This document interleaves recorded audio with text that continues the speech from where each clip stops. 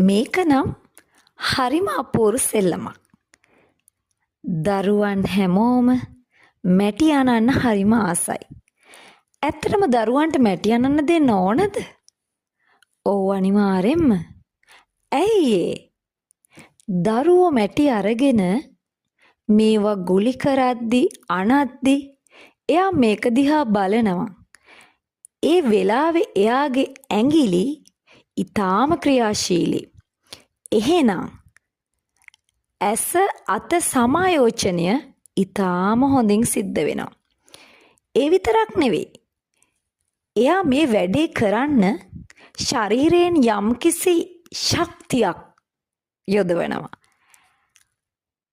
ඒ ශක්තිය යොදවන අතරෙම මේක කරන්න මැටි කුලියක් බෝලයක් කරන්න එහෙම නැත්නම් වෙනත් අලුත් දෙයක් එයා නිර්මාණය කරන්න එයාගේ දෑත හුරුවක් ලබනවා. ඒ තමයි අපිට මේ වෙලාවේ පේන දේවල් ටික. හැබැයි ඊටත් වඩා ලොකු දෙයක් සිද්ධ වෙනවා.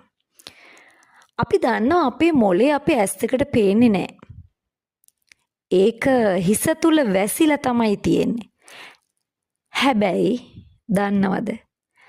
වෛද්‍යවරු පවසනවා මොලේ එක කොටසක් විතරක් අපිට ඇස් දෙකට පේනවා කියලා. ඒ මොකද්ද? ඒ තමයි මේ දෑත. මේ දෑත මොලයේ එළියට පෙනෙන කොටසක් විදිහට තමයි හඳුන්වන්නේ.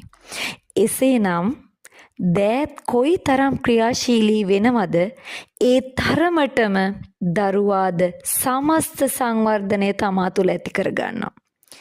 එහෙනම් මුල්ලමාවිය සංවර්ධන ගුරුවරයන්ගේ කාර්යභාරය මේක නෙවෙයිද? ඒ වගේම ගෙදරදී අපේ අම්මලා තාත්තලටත් දරුවට මේ සඳහා සහාය වෙන්න පුළුවන්.